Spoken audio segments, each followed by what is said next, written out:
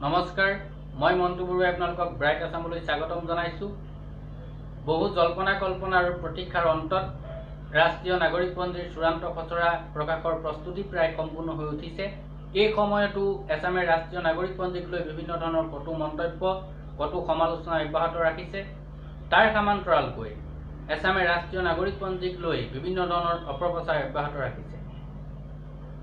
ইতিমধ্যে এইটো স্পষ্ট কৰি দিয়া হৈছে যে যিসকলৰ নাম ৰাষ্ট্ৰীয় নাগৰিকপঞ্জীৰ চূড়ান্ত খচৰাত সন্নিৱিষ্ট নহ'ব, তেওঁলোকক ডিটেনশ্যন কেম্পলৈ লৈ যোৱা নহ'ব। পৰৱৰ্তী সময়ত তেওঁলোকৰ ওজৰ আপত্তিও গ্ৰহণ কৰা হ'ব আৰু উপযুক্ত প্ৰমাণ দাখিল কৰি তেওঁলোকে ৰাষ্ট্ৰীয় নাগৰিকপঞ্জীত নিজৰ নাম সন্নিৱিষ্ট কৰি ল'ব পাৰিব। তাৰ পিছতো এছামে ৰাষ্ট্ৰীয় নাগৰিকপঞ্জীক লৈ অসমক উত্তপ্ত কৰাৰ ষড়যন্ত্ৰ অব্যাহত ৰাখিছে। ইতিমধ্যে এই বিষয়ত প্ৰশাসনে কাৰা নজৰ ৰাখিছে, কাৰা দৃষ্টি ৰাখিছে।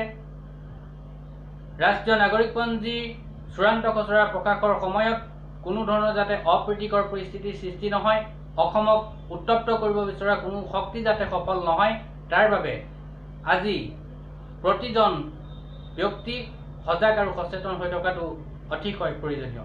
ধন্যবাদ।